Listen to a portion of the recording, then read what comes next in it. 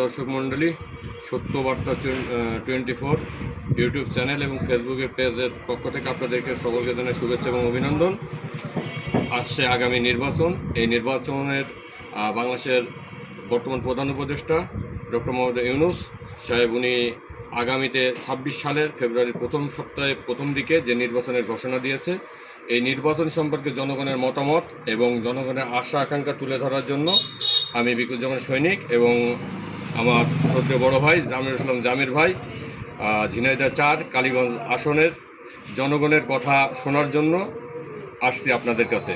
আপনারা প্রস্তুত থাকুন, কথা হবে আপনাদের সাথে নির্বাচন নিয়ে, আলাপ হবে, অনেক কিছু শেয়ার হবে। দেখা যাক যে আগামী নির্বাচন সম্পর্কে জনগণের মতামতটা কী।